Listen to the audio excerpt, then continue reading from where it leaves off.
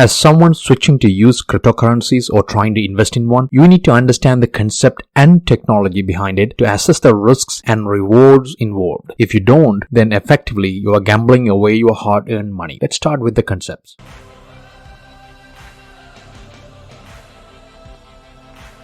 Welcome to TechByte.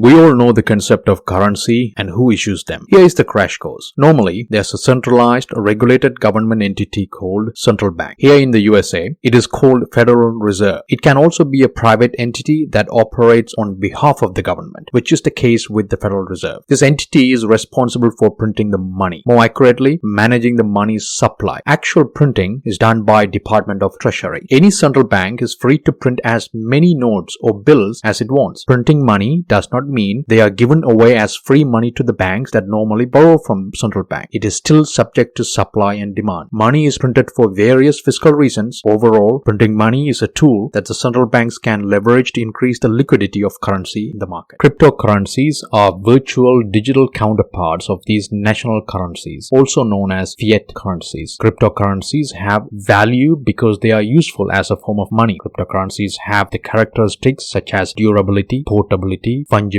scarcity, divisibility, and recognizability of money based on the properties of mathematics rather than relying on physical properties such as gold or silver, or trust in central authorities like fiat currencies. As with all currency, cryptocurrencies' value comes only and directly from the people willing to accept them as payment. One of the functions that traditional banks perform is to act as a trusted intermediary of a transaction. One of the goals behind cryptocurrencies is to eliminate the need for a central bank or any other banks for that matter as a trusted intermediary in a given transaction. There are lots of jargons in the worlds of cryptocurrencies, both in technology and concept alike. Let's take a look at each one of them first. Cryptocurrency, or crypto in short, is a generalized term used for all digital currencies implemented as collection of softwares and related protocols that leverage an infallible distributed ledger to securely record transactions using cryptographic methods and broadcast them via computer networks as medium of exchange to resolve disputes without need for an intermediary. That is a little mouthful. Let's take that statement apart. First thing you need to get your head around is cryptocurrencies are basically implemented as softwares. All your records are digital, such as your online banking account, and not physical, such as the paper currencies. Protocols here means that they are a set of instructions that all parties, in this case the software running on different computers, agree to obey in order to avoid conflicts or use them as conflict resolution. Bitcoin is one of the many implementations of cryptocurrency. First emerged in 2008 timelines, it is also an open source implementation. You can take a look at the source code in GitHub. Altcoin is a term used to refer to spin-off implementations from Bitcoin source code. By now, you need to get your head around accepting that the software is the central bank in the cryptocurrency world. Therefore, when we talk about different currencies, we are effectively talking about different central bank implementations and their computer networks. Irony is, this computer network is not central, rather in technical parlance, it is totally decentralized and distributed. Cryptography is a study of methods of securing communications using mathematical principles and concepts. Cryptography has been with humanity since the earliest time of civilizations. You might have heard of, say for example, World War II German cipher machine called Enigma, which was based on strong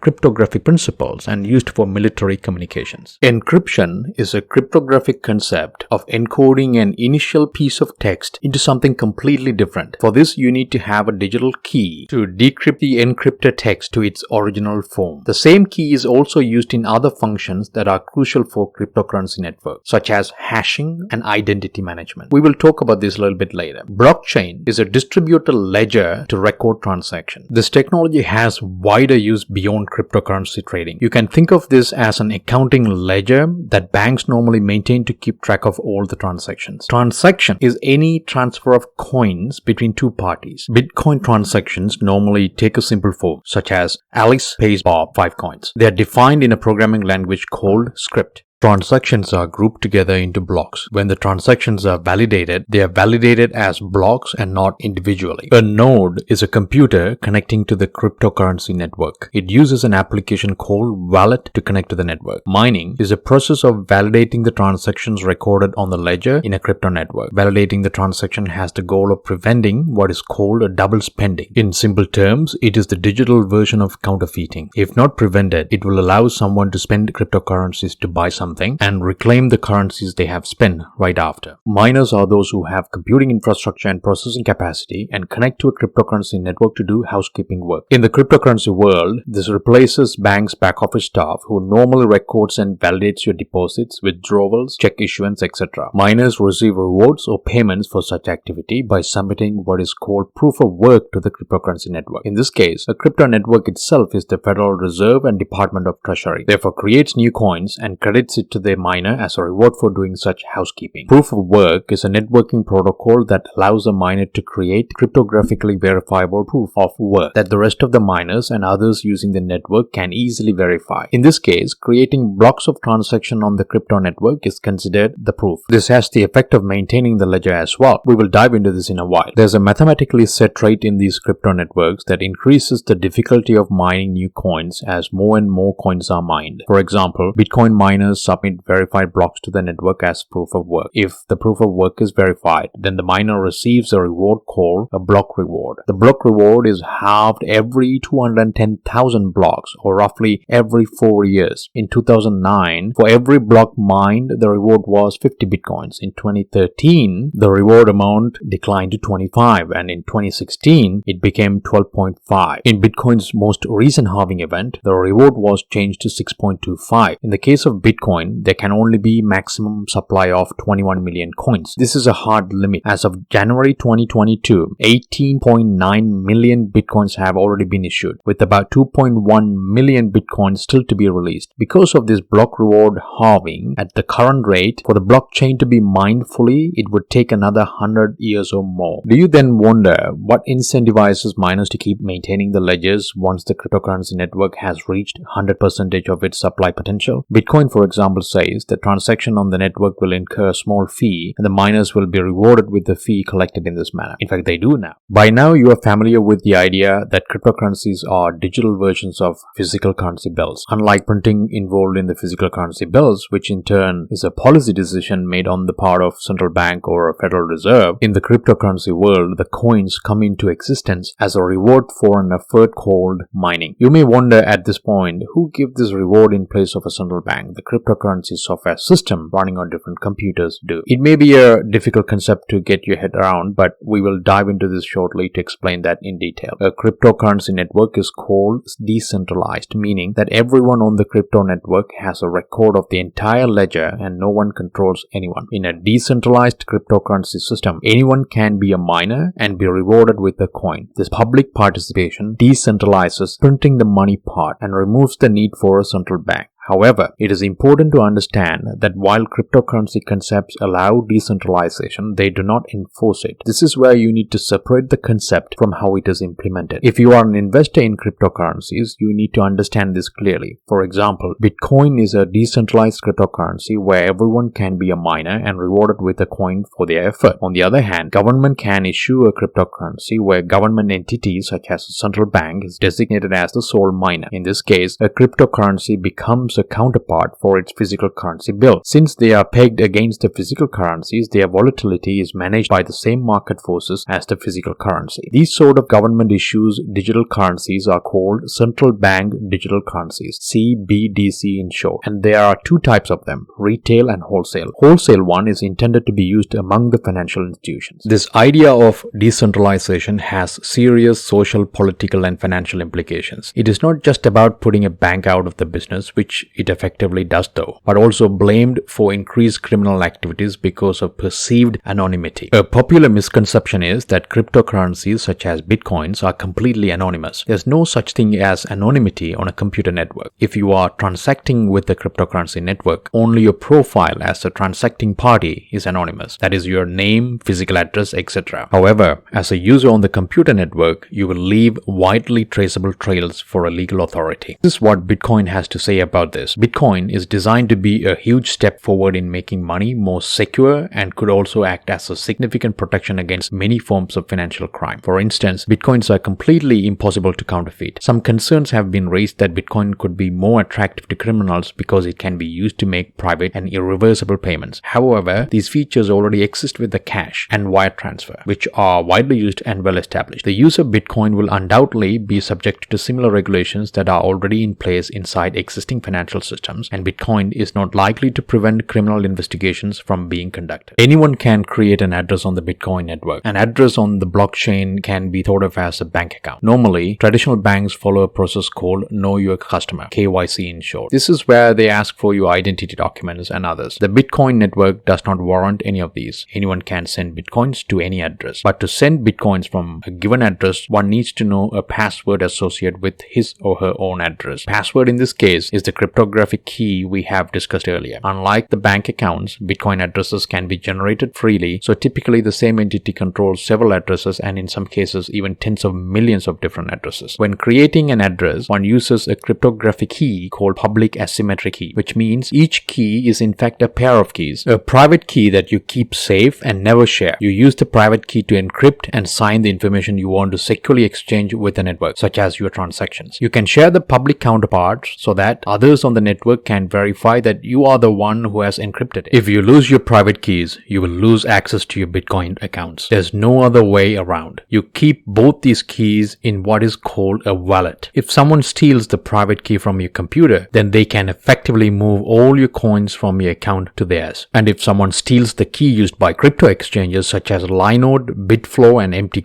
then you can imagine how much damage they can cause. That's exactly what happened with Mt. Gox, where over 850,000 coins were stolen between 2011 and 2014. Initially, Mt. Gox claimed that it was all along a bug found within Bitcoin's system. It's called transaction malleability. Transaction malleability is the process of altering a transaction's unique identifier by altering the digital signature that was used to produce it. In September 2011, it was discovered that Mt. Gox's private keys were compromised, and the firm did not use any auditing techniques to discover the breach. Furthermore, because Mt. Gox reused the Bitcoin addresses regularly, the stolen set of keys were used to steal new deposits constantly. And by mid-2013, over 630,000 Bitcoins had been stolen from the exchange. So if you are investing, also you need to know which exchange that you are doing business with, their credibility and their trustworthiness. Many of them are not audited for and are not regulated. To prevent the keys from getting stolen from the computer system, some have resorted to physical wallets. A paper wallet with banknote-like design, a brass token with private key hidden beneath the tamper-evident security hologram, a hardware wallet peripheral, and many others. There are thousands of cryptocurrency implementations. While this is not a financial or investment advice, there are certain traits you may need to look for when trying to understand crypto and what makes it tick. Is it decentralized or centralized? Who is issuing it? How well it is self-regulated by design or policies? Which industry does it target, etc. For example, Ethereum, the cryptocurrency, provides smart contract executions. And let's explore some of these hidden traits. As of January 2022, there are around 16,598 cryptocurrencies. Why are people creating more currencies than there are nations? Then the question is, why not? It only needs two people to do a transaction. Those two may choose to create a currency and trade on them. They do not need banks. They do not need governments. Do you see why the world has been trying to grasp what it actually means for the current order of doing business, banking, and running countries? Mining is the computationally challenging operation carried out by participating individuals, also called nodes, to do the housekeeping of the ledger and maintain the integrity of the ledger. In order to enable this, work carried out by a miner is verified by a technical protocol called proof of work. Proof of work is a form of cryptographically verifiable evidence that others can verify with ease that a certain amount of computing power has been expended. If we take Bitcoin for an example, by design, the probability of mining a block and obtaining a block reward is proportional to the hashing power spent. This heavily incentivizes the miners to pool their computing resources to increase their hashing power. Proof of work protocol requires that no single party or colluding party should gain the mining power of more than 51%. If they do, then it will allow them to modify the already verified transactions in the underlying blockchain. It is in fact called a 51% attack that indeed happened for Bitcoin back in 2014, where a miners pool called Gash.io exceeded this 51% threshold. There are many other attacks that severely compromise the integrity guarantees that a cryptocurrency system strives to provide. Due to the peer-to-peer network nature of underlying communications, they are subject to what is called a cyber attack. If you want an example of pseudo-cyber attack, then look no further than the alleged interference of Russian state in the US elections, where multiple accounts of the same entity were created on social media to carry out concerted, targeted peer communications. On the Bitcoin network, the proof of work algorithm tries to prevent this sort of attack. Another one called double spending attack, where the attacker, like a regular miner, includes in his or her generated blocks a number of transactions that transfers some coins between his or her own addresses. These blocks are then only released to the network after the attacker double spends the same coins using the zero confirmation payments and acquires a given government service. It is therefore important to understand how centralized the mining capacity of a cryptocurrency is. If you take Bitcoin as an example, its mining capacity is highly concentrated. The top 10% of miners control 90% of the mining capacity, and just about 50 miners, or 0.1% of the total, control close to about 50% of the mining capacity. In a paper published by National Bureau of Economic Research, they show that concentration of mining capacity is counter-cyclic and varies with Bitcoin price. That means it decreases following a sharp increases in Bitcoin price and increases in periods where there are price drops. Therefore, the risk of 51% attack increases in time when the Bitcoin prices drops. Another way to look at the mining capacity is to identify where the miners or mining pools are located, physically located. It is estimated about 60 to 80% of the mining capacity for Bitcoin is located in China. Authors of the paper published at NBER further utilized various techniques to trace down and confirm the physical locations of these miners. Primary way of identifying the location of these miners is to use the IP addresses of the blockchain transactions. When a miner connects to a pool server, the pool server operator can see the IP address of the miner. Unless a miner uses a VPN address, the pool operator can use this IP address to determine the geographical location. In April 2021, a devastating coal mining accident in the Xinjiang province of China forced the government to shut down the electricity grid, which in turn forced some of the Bitcoin addresses suspected to be located in China to stop their transactions. This confirmed their physical presence to be in China. So if China decides to crack down on cryptocurrencies, you can expect the wild swings of Bitcoin market values. That is exactly what happened in 2021 September. Following this, the energy consumption used to mine coins in China reported to have fallen from 75% to 46%. Cryptocurrency market is subject to serious volatility. The volatility is as a result of speculation and not actual underlying economic activities. Often it is a market reaction to the threat of risk